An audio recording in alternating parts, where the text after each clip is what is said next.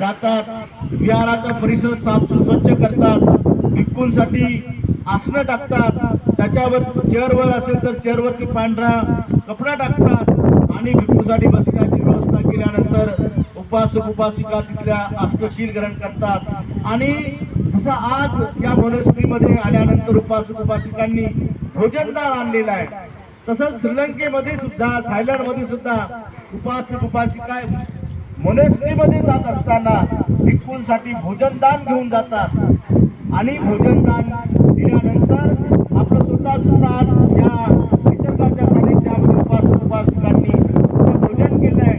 तसंच श्रीलंकेमध्ये, थायलंडमध्ये असं वनभोजनच भिक्खू संघाला भोजनदान वाढल्यानंतर उपासक उपासिका भोजन ग्रहण करतात।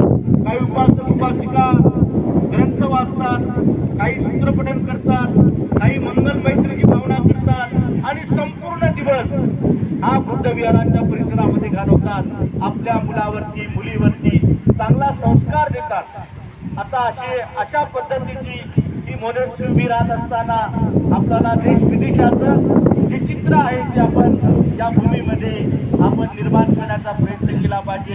आणि शील, जसं आपण पंचशील ग्रहण केला, आता अष्टशील आहे, जसं शील आहे, बाकी लोक संवरशील आहे, इंद्रिय संवरशील आहे, अशी शीलाचे अनेक प्रकार आहेत आणि म्हणून आपण शीलामध्ये पुष्ट झालं पाहिजे, शील डेव्हलपमेंट केलं पाहिजे आणि शील पुष्ट करून आपण आपल्या जीवनामध्ये विशाखा विकार माता सारखं आचरण, आपण अनाथ आचरण, आपण दान पारमितेच्या बाबतीमधलं आचरण आपण करण्याचा प्रयत्न केला पाहिजे।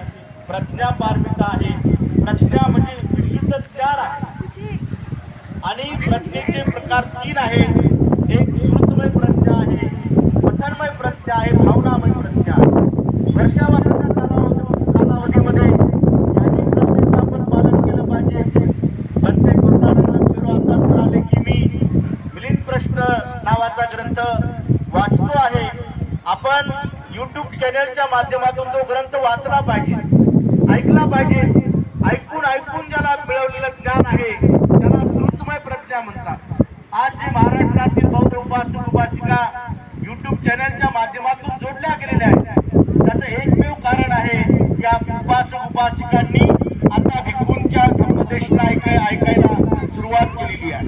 म्हणजे अनेक उपासक उपासिका जे घडत आहेत, ते श्रद्धावान बनत आहेत, शीलवान बनत आहेत, दानशूर बनत आहेत, मैत्रीवान बनत आहेत, कार्याला दान करत आहेत, मोनेस्ट्रीला दान करत आहेत।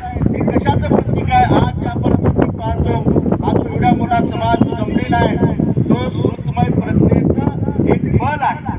कारण भिक्खूंच्या धम्मदेशना ऐकून जे तुम्ही ज्ञान ग्रहण करता त्याच्यातून तुम्हाला श्रद्धेचा लाभ होतो, त्याच्यातून तुम्हाला श्रद्धा निर्माण होते, आपल्या मनामध्ये श्रद्धा निर्माण होते, महत्वाकांक्षा निर्माण होते, परिवारावरती धम्माचा संस्कार होतो आणि हे श्रुतमय प्रज्ञेचं एक फल आहे। दुसरी प्रज्ञा आहे पठनमय प्रज्ञा आहे। पठनमय प्रज्ञा म्हणजे वाचन करून मिळवलेलं ज्ञान आहे। भिक्खू काय करतात की भिक्खू अनेक ग्रंथ वाचतात,